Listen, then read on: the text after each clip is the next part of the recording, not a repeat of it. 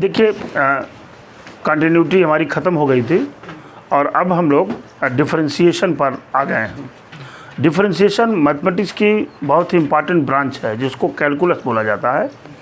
और इसमें देखिए 11th में हमने आपको बताया था कुछ फार्मूलों का जिक्र हम यहाँ कर लेंगे। पहला इक्वल टू, यही माइनस लग जाता है, अब बाकी ये ज्यों का त्यों रहता है। बात तो समझ पाए होंगे आप।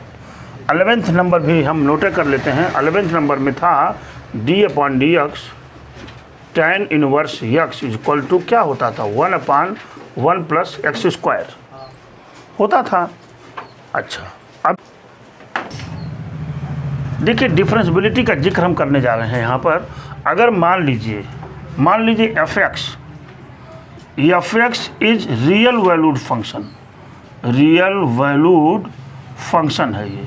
रियल वैल्यूड फंक्शन का मतलब समझते हैं कि x को हम जब रियल डालेंगे तो y भी हमको रियल मिलेगा। x को हम रियल डालेंगे तो हमको y भी रियल मिलेगा, इसको रियल वैल्यूड कहते हैं। ठीक है, और मान लीजिए कि हम कह रहे हैं कि f(x) का डिफरेंशिएशन बताइए एट पॉइंट C पर। किस पर कह रहे हैं? एट पॉइंट C पर। तो जब f(x) का डिफरेंशिएशन एट पॉइंट C पर हम लगाते हैं बेटी, तो हो जाता है, इसको किससे लिखते हैं? f'(x). f'(x) का मतलब होता है d/dx f(x). राजकुमार, इस d/dx को मतलब f(x) का मैं डिफरेंशिएट कर रहा हूँ, इसको मैं क्या लिखता हूँ? f'(x) लिख दिया मैंने। f'(x) बराबर होता है limit h tends to 0 f(x + h c + h c + h minus fc/h। ये आपका फार्मूला हो जाता है। बात समझ रहे हैं ना? ये फार्मूला उस समय हो जाता है। ये इसी फार्मूले को अगर मैं कह दूं कि f(x) का डिफरेंशिएशन एट पॉइंट x पर बता दीजिए, एट पॉइंट x पर बता दीजिए, तो ये फार्मूला चेंज हो जाता है। ऐसे लिख देते हैं d/dx f(x) इक्वल टू, अथवा क्या, f'(x) बराबर हो जाता है ये limit h tends to 0 f(x + h minus fx/h। ये फार्मूला ऐसे चूज हो जाता है जब x पर हम डिफरेंशिएट करते हैं। x पर हम डिफरेंशिएट करते हैं। आपको याद भी होगा हल्का सा कि इसको हम लोग कहा करते थे कि ये प्रथम सिद्धांत से इसकी वो तुलना कर रहे हैं। ठीक है, दूसरी चीज़ मैं आपको बताऊं, यहाँ पर और चीज़ें आपको बड़ी स्पष्ट कर देना चाहता हूँ आपको कि अगर f जो है ना, f is differentiable eight point C पर। अगर पॉइंट C पर डिफरेंशिएबल हो तो इसको हम ऐसे भी लिख सकते हैं, limit x tends to C, है ना, f tends to C f(x) minus fc/x minus C भी लिख सकते हैं आप इसको। इस फार्मूले में देयर इज नो डिफरेंस। अब आप कहेंगे सर वो तो मुझे डिफरेंस दिख रहा है ना, कोई बात नहीं, मैं अभी इसको तोड़ देता हूँ इस फॉर्म में। आप यहाँ लिख दीजिए क्या, आप यहाँ लिख दीजिए x, देखिए लिख दीजिए x minus C equal to क्या लिख दिया मैंने, h। x minus C equal to क्या लिखा, h। बात तो समझ पाए होंगे आप। अच्छा, तो x बराबर क्या हो जाएगा, C + h। हुआ कि नहीं हुआ भाई, बोलिए। और जब x बराबर C होगा, देखिए x टेंड्स टू C लिखा हुआ है ना, जब x की जगह पर आप C यहाँ पुट करेंगे तो h क्या आ जाएगा, h टेंड्स टू 0 हो जाएगा। क्यों जी, हो जाएगा। देखिए चेंज करिए, limit h tends to 0 f क्या है, x है ना, x की जगह पर क्या लिख सकते हैं, C + h माइनस fc, तो एज इट इज रहेगा ही, अपान, और x माइनस C की जगह पर क्या लिख सकते हैं, h। देखिए वही फंक्शन एकदम उतर करके आपके सामने आ गया। कोई फ़र्क तो नहीं पड़ने वाला है विशेषकर। बात हमारी समझ रहे हैं ना? चाहे आप इसको यूज करें, चाहे इसको यूज करें, चाहे इसको यूज करें। बात समझ रहे हैं ना? ये फंक्शन तभी डिफरेंशिएबल होगा। लो करिए, देखिए मैं इधर थोड़ी सी बता रहा हूँ आपको, कोई फंक्शन कंटिन्यूअस कब होता था? जब LHL equal to RHL equal to FX ये होता था। आप जानते थे कि इसी फंक्शन को हम ऐसे भी लिख सकते हैं, FX बराबर limit x tends to C into क्या? FX। मतलब तो यही है ना इसका। इसको हम दो पार्ट में तोड़ते थे ना, क्या ये तो ये भी हो सकता था, या तो इसी को ऐसे लिख दीजिए FX बराबर limit x tends to C minus into FX, या बराबर limit x tends to C plus into FX। ये चीज़ें और ये चीज़ें बिल्कुल सेम हुआ करती थी कंटिन्यूअस फंक्शन में, मालूम होगा आपको। ठीक है, यहाँ पे जब हम प्रूफ पर चलेंगे तो प्रूफ पर इन्होंने दिया हुआ है, इन्होंने मानेंगे since not let, since f is differentiable, ध्यान दीजिएगा, since f is differentiable eight point किस पर? C। एट पॉइंट C पर अगर डिफरेंशिएबल हो तो हम क्या लिख सकते हैं? f dash x equal to क्या होता था? f x minus FC upon क्या? x minus C। अभी बताए थे आपको, अगर कोई फंक्शन C पॉइंट पर डिफरेंशिएबल हो तो f dash x equal to fx minus FC upon x minus C। ठीक है, हमको ये बताना है, हमको ये प्रूव करना है कि अगर कोई फंक्शन डिफरेंशिएबल है तो वह कंटिन्यूअस भी होगा। क्या प्रूव करना है? कि अगर कोई फंक्शन डिफरेंशिएबल है तो क्या होगा? वो कंटिन्यूअस होगा। और कंटिन्यूअस के लिए चाहिए क्या आपको? कंटिन्यूअस के लिए हमको चाहिए क्या? FX या FC, या FC बराबर हमको चाहिए limit x tends to C into क्या? FX। ये हमको चाहिए बराबर, क्योंकि ये तो दोनों के बराबर होता है ना, लेफ्ट हैंड साइड और राइट हैंड साइड लिमिट दोनों होती है ना, लेफ्ट हैंड लिमिट और राइट हैंड लिमिट के इक्वल होती है। ठीक है, जब मैं इसके प्रूफ पर चला तो मैंने यहाँ लिखा क्या?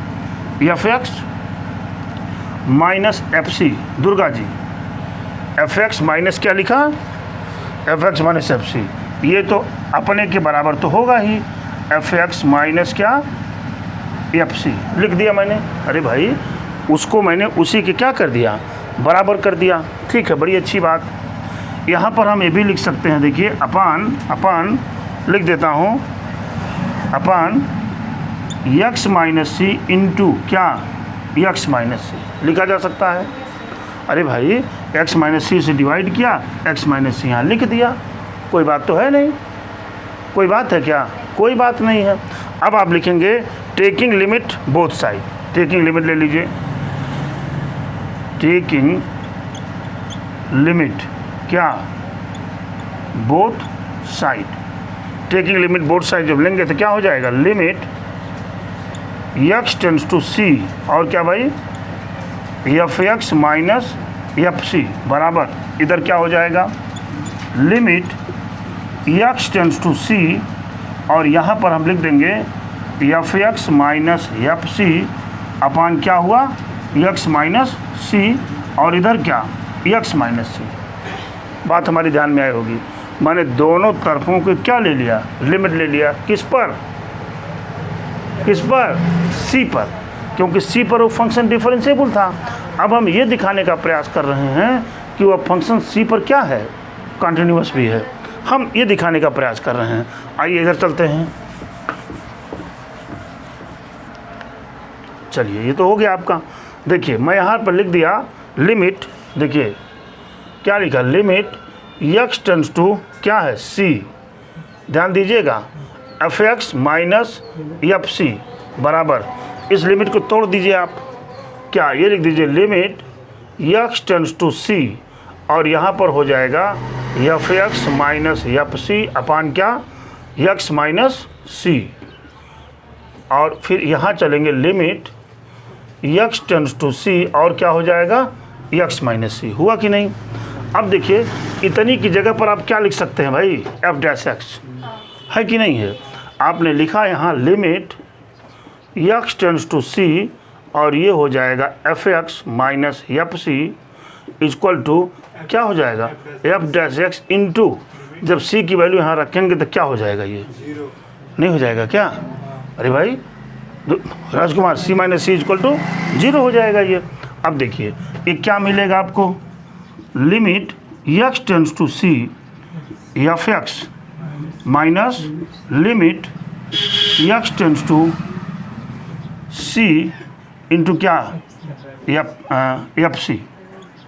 तो ये क्या हो जाएगा, ये मिल जाएगा limit x tends to C बराबर क्या, बराबर 0 है ना, ये limit x tends to C into F सी।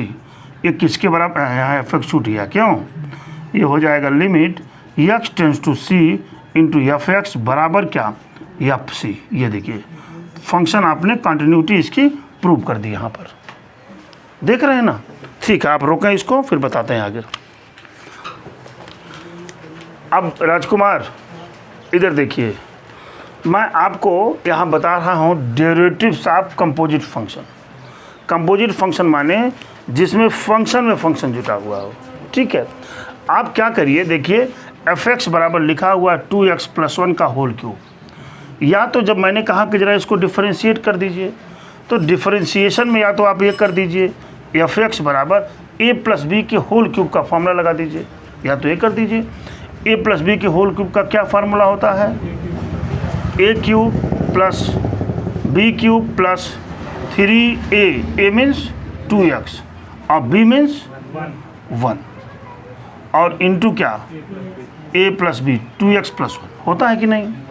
अब आप यहाँ चलेंगे तो 8x³ + 1 + 6x इंटू क्या 2x + 1, या फिर इसको आप अभी चेंज करेंगे 3x + 1 + 6 दूना 12x² है ना, और प्लस 6x। ये हो गया, ये क्या है, एफ एक्स है कि नहीं है। अब हमने कहा ज़रा इसको डिफरेंशिएट कर दीजिए, तो जब मैं डिफरेंशिएशन पे जाऊंगा तो या तो इसको ऐसे लिख दीजिए d/dx एफ एक्स, या तो इसको ऐसे लिख दीजिए f'(x), कोई फ़र्क तो पड़ा नहीं, बार बार बोल रहा हूँ। आप इसको लिखेंगे d/dx, ये देखिए ऐसे लिखेंगे 8x³ + 1 + 12x² + 6x कर दिया आपने। इसको अलग अलग बांट लीजिए, d/dx 8x³ + d/dx 1 + d/dx 12x² + d/dx क्या हो गया 6x। आप जानते हैं इसको ऐसे लिखा 8 को पहले कर लीजिए, 8 × d/dx x³ प्लस कांस्टेंट का डिफरेंशिएशन 0 होता है। अब जान लीजिए यहाँ d/dx 1 है ना, कितना डिफरेंस होगा 0, ये 0 हो गया तो ख़त्म हो गया। 12 को इधर कर लीजिए, 12 × d/dx x² प्लस 6 को इधर कर लीजिए d/dx इंटू क्या x, ये हो गया। इतनी क्वांटिटी को आप डिफरेंशिएशन करना है। और आप बहुत अच्छे जानते हैं कि हमारे पास सर फार्मूला होता है d/dx x⁴n इक्वल टू क्या nx n-1 होता है।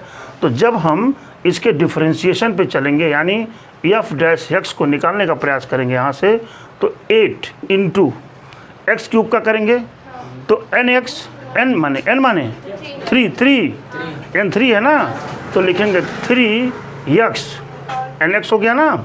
अब क्या है n-1 यानी 3 - 1 मिल गया आपको। आगे चले प्लस 12 तो यहाँ है, ये है x² क्या करेंगे तो n माने 2, x माने x और 2 + -1, और यहाँ पर चले +6 पे चले, और x पर कितना पावर है 1, तो n x 1 - 1। क्लियर बात हो गई कि नहीं। अब सॉल्व कर लीजिए, ये बराबर हो जाएगा, देखिए बराबर हो जाएगा 24x² हुआ कि नहीं, प्लस यहाँ कितना हो जाएगा 12 दूना 24 x प्लस कितना हो जाएगा 6, सिर्फ 6, x⁴0 आ रहा है ना, ये 6 हो गया। अब आप देखिए इन सब में आप 6 को कॉमन ले सकते हैं, क्या मिल जाएगा 4x² प्लस 4x + 1, ठीक है, बराबर 6। इसको क्या लिख सकते हैं आप 2x + 1 का होल स्क्वायर। ये इसका डिफरेंशिएशन हो गया, ठीक है ना। ये क्या हो गया, इसका डिफरेंशिएशन हो गया। लेकिन ये कह रहे हैं कि आप इस कंपोजिट फंक्शन में अगर चेन रूल को लगा दीजिए तो ये डिफरेंशिएशन 2-3 लाइन में आ जाएगा। ये क्या कह रहे हैं कि इसमें अगर चेन रूल आप लगा दीजिए, देखिए मैं सिखाता हूँ आपको, इसमें अगर चेन रूल लगा दीजिए तो ये डिफरेंशिएशन में जो इतना सब कुछ आपने किया है ये करना ही नहीं आपको। देखिए यहाँ पर क्या फंक्शन है, 2x + 1 का होल क्यूब। मैं क्या बोला हूँ कि इसको आप चाहें चेन रूल लगा करके 3-4-5 स्टेप में कर सकते हैं। देखिए मैं यहाँ पर फिर से ले रहा हूँ, 2x + 1 को हमने क्या मान लिया, t। तो t जब मानेंगे तो देखिए f' बराबर, इसको यहाँ लिखना चाहिए था हमको, d/dx f(x) बराबर क्या मिलेगा, d/dx 2x + 1 का क्या होल क्यूब मिला। हमने इसको यहाँ पे t ले लिया, ये क्या हो जाएगा अब, d/dt t क्यूब हुआ कि नहीं।